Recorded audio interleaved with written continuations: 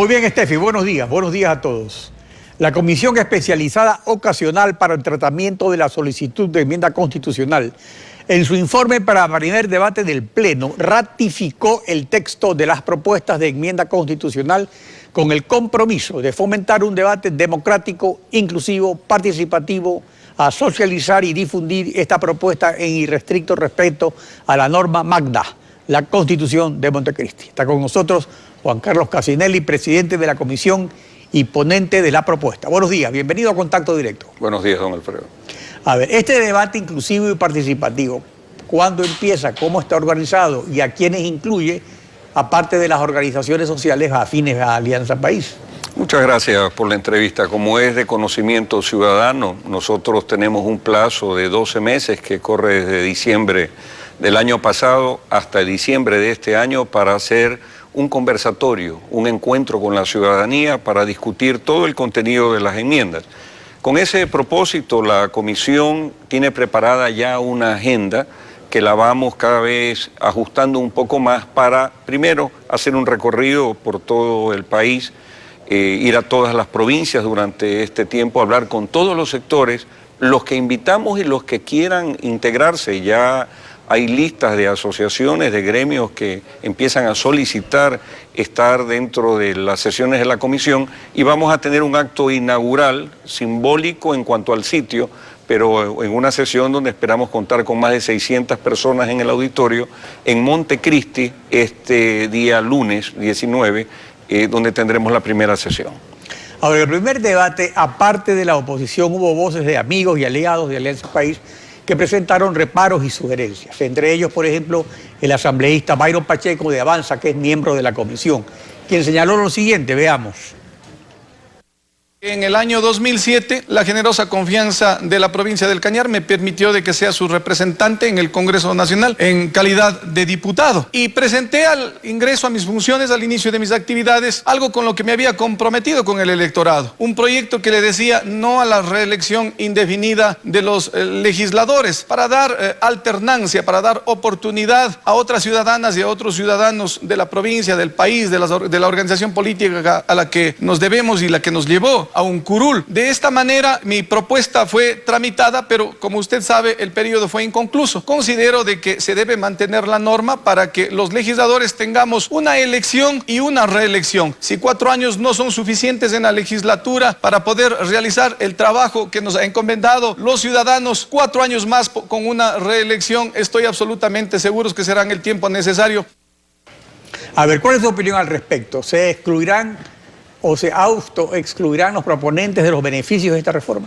Es muy temprano para empezar a hablar del resultado del trabajo que se va a hacer estos 10 meses. Lo que nosotros garantizamos desde la comisión, desde la Asamblea Nacional, desde el primer día es que vamos a abrir un debate serio, incluyente, participativo. Además, vamos a hacer los cambios que se deban hacer en función de que estas enmiendas planteadas sean lo que realmente corresponde.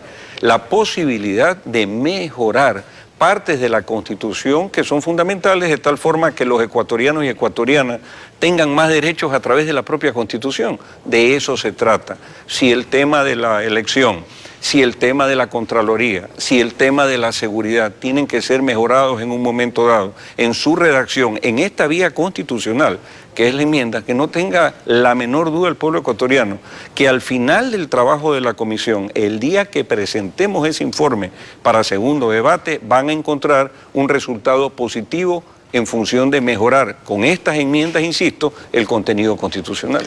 Por otro lado, 2 dirigentes sindicales, también amigos del gobierno, Gustavo Zurita, vocero de la recién fundada Central Unitaria de Trabajadores, y John Reyes, secretario general del Comité de Empresa de Petroecuador, aquí en Contacto Directo, dejaron registradas sus posiciones sobre la enmienda constitucional que afecta el derecho a la negociación colectiva de los trabajadores del sector público. Veamos.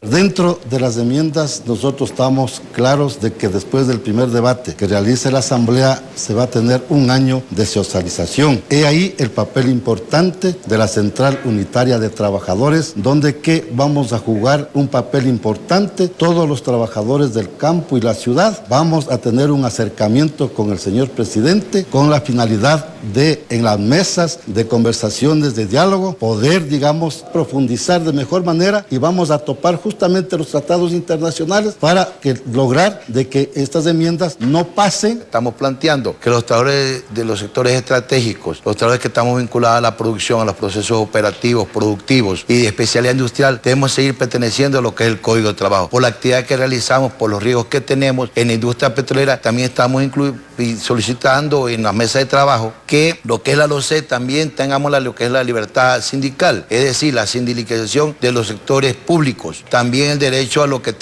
establece el convenio 98, a la contratación colectiva. Ahora, es evidente que hay un rechazo de todos los sindicatos a esta enmienda, pero aquí el problema es de que no se podría modular, porque ya hay una modulación para la enmienda en la disposición transitoria que dice que no se aplica a los trabajadores que actualmente están en el servicio público. Entonces, ¿cómo sería la solución en este caso? Sí, don Alfredo, no es evidente lo que usted dice. Ahí no comparto su criterio, porque quienes hemos estado trabajando en la comisión encontramos criterios de lado y lado de distintos sindicatos.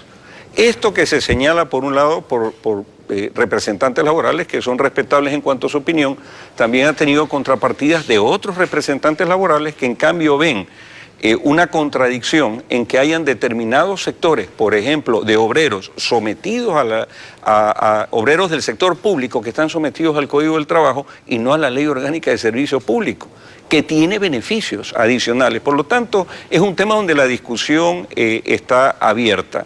Efectivamente, si hay una norma que precautela, obviamente, que no haya una retroactividad o regresión en un momento dado de derechos en aquello que tiene que ver con los derechos adquiridos por quienes ya vienen en ese servicio, y por eso hay una transitoriedad que dice que no se puede afectar lo que ya está dicho, pero que haya una última palabra o que haya un sector laboral totalmente en contra de lo que se propone en la enmienda, no es así.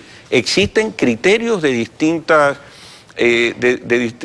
formas. Nosotros, por ejemplo, en la sesión inaugural que tenemos en Montecristi, ya tenemos solicitudes de distintos gremios, insisto, en este asunto que tiene relación con lo laboral, donde vienen con ambas posiciones y vamos a seguir escuchando los argumentos. Y el argumento más importante que la comisión va a tener mucha puntualización en revisar es aquel donde cuál de los dos escenarios es el que da realmente mayor derecho a los trabajadores.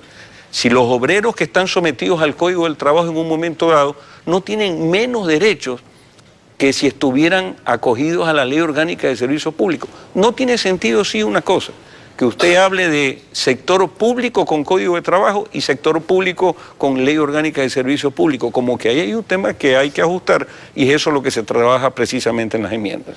Otro tema, la reforma al artículo 370 de la Constitución para que el Estado garantice el pago de las pensiones de jubilación a las Fuerzas Armadas y la Policía deja sin cubrir las prestaciones de invalidez, muerte, cesantía, vida, accidentes, mortorio, enfermedades, maternidad. Ante la comisión ocasional, los representantes de los institutos de seguridad social de la policía y de las Fuerzas Armadas, ISPOL e ISFA, expresaron su desacuerdo con estas omisiones en la enmienda.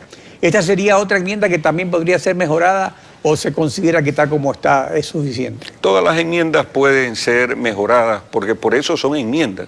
En la intención desde la legislatura, en este caso, que es una vía totalmente constitucional y legítima, de darle a la Constitución y a través de la Constitución a los ciudadanos mayores derechos.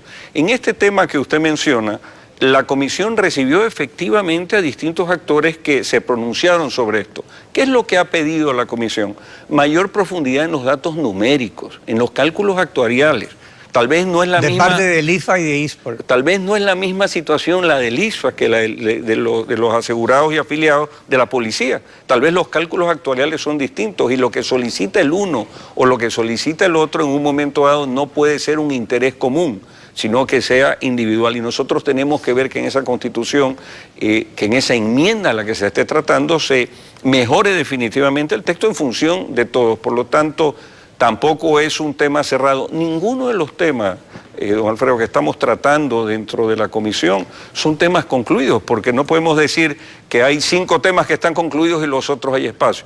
Vamos a discutir todos, vamos a escuchar todos los temas.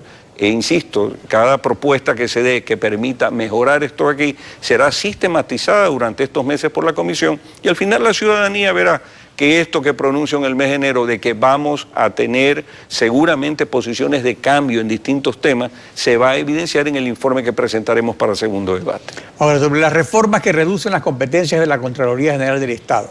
El Contralor Carlos Poli, que ha acompañado al presidente Correa desde el inicio de su mandato, desde hace 8 años. En su comparecencia, la comisión advirtió que el Ecuador sería el único país en el mundo sin control a las gestiones de las entidades del sector público. Ahora, resultaría entonces que si se establece la reelección indefinida de todos los cargos de elección popular, esta disminución de competencia va a facilitar el uso permanente de infraestructura y recursos del Estado para fines electorales, puesto que el control sería más débil. ¿No se necesita más bien un refuerzo para la Contraloría antes que un debilitamiento para el mejor cumplimiento de sus funciones? No se trata en la propuesta de enmienda, en mi criterio, de un debilitamiento de la labor de la Contraloría. Cuando usted tiene una norma que es ambigua o que no es clara o que no es precisa, ahí se debilitan las instituciones, porque ese rato ocurre que usted no tiene precisión en poder aplicar la norma constitucional y ahí se puede derivar distintas cosas. Yo no comparto la expresión tan radical del Contralor diciendo y nos quedaríamos sin esa facultad. Lo que sí es cierto es que en la norma constitucional, en lo que tiene que ver con la Contraloría, hay determinados aspectos que le otorgan a la Contraloría casi un control duplicado sobre otras funciones. Por eso es importante en esos aspectos precisar, no limitar, precisar precisamente, disculpe la redundancia, para que la Contraloría General del Estado, sabiendo claramente de la norma constitucional lo que le competa, ejerza las cosas con fuerza. Queremos control, queremos mayor control. Pero la norma constitucional, en la forma en que está redactada, tiene 2 artículos donde definitivamente sí pensamos que con el camino de la enmienda podemos mejorar su contenido. Ahora, en lo que ya no habría vuelta atrás sería en lo que se refiere a la comunicación como servicio público, porque eso estaba en la ley sin que esté en la Constitución. Y ya la Corte Constitucional se pronunció de que lo que dice la ley es constitucional sin que todavía esté en la Constitución. En todos estos aspectos se discute. Lo mismo es el tema de la seguridad en cuanto a las Fuerzas Armadas trabajando con la comunidad. Ese es un tema también que ya fue resuelto legislativamente, pero definitivamente se tiene que aclarar en la Constitución. Y aquí me da la oportunidad para indicar que conforme también lo expresé en el mes de diciembre, de los primeros invitados, que no hemos tenido respuesta aún, a la sesión que tenemos inaugural en Montecristi, está la Asociación Ecuatoriana de Editores de Periódicos de Radiodifusión, porque efectivamente en el mes de diciembre ellos que no solicitaron estar tampoco fueron invitados a la comisión, así que esperamos esa comparecencia y escuchar los criterios. Esto está abierto para una discusión, un conversatorio real con la ciudadanía, insisto, para buscar de estas enmiendas un mayor empoderamiento de la ciudadanía de sus derechos. Juan Carlos Gacinelli, ponente de la propuesta de enmiendas, gracias por su participación en Contacto Directo. Muchas gracias a usted, don Alfredo. Estefi. Son las 7 de la mañana con 16 minutos. Al volver de la pausa estará con nosotros